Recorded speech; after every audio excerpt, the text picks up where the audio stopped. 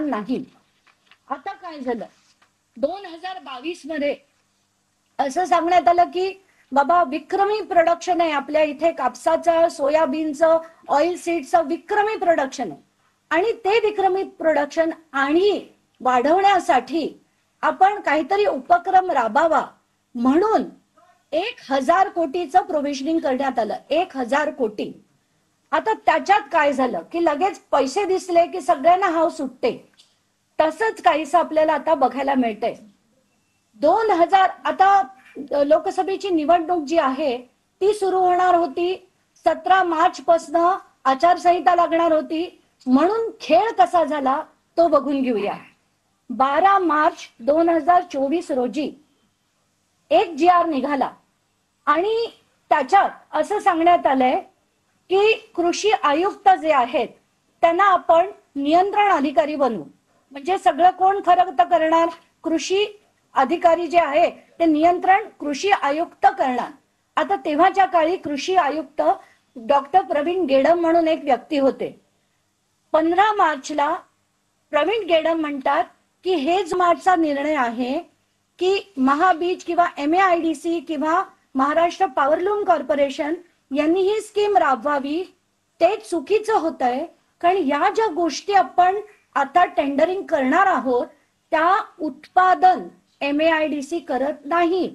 MAIDC जर उत्पादन करत नाही तर या DBT खालीच गेल्या पाहिजेत असं स्पष्ट मत त्यांनी मांडलं. किती तारखेला? 15 मार्चला.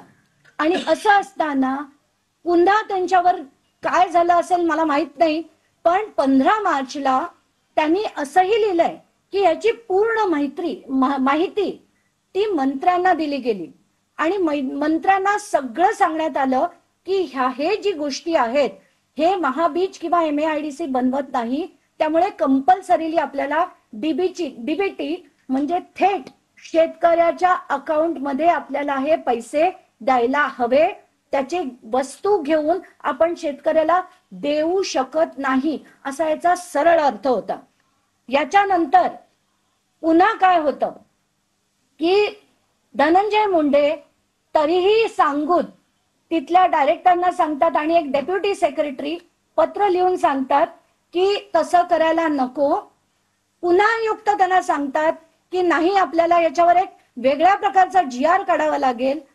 डेप्युटी सेक्रेटरी पुन्हा त्यांना लिहितात की आज GR काढण्याची गरज नाही. मुख्यमंत्र्यांनी यांना परवानगी दिली. म्हणजे काय झालं बघा, सुरुवात होते 12 तारखेला, 15ला ऑब्जेक्शन येते, पण 16ला मुख्यमंत्री ज्यांच्याकडे खरं जे मी म्हटलं अथॉरिटीच नाहीये ते मुख्यमंत्री त्याला परवानगी देतात. आता त्यांना या सगळ्या गोष्टी माहिती नसतील. रात्रीच्या रात्री धनंजय मुंडे गेले अजित पवारांकडे, त्याच्यावर अजित पवारांची सही, नंतर ते गेले मुख्यमंत्र्यांकडे, अजित पवारांनी जर सही केली असेल म्हणून मुख्यमंत्र्यांनी पण सही केली आणि ते देऊन टाकण्यात आले. तेव्हाचे मुख्यमंत्री शिंदे होते.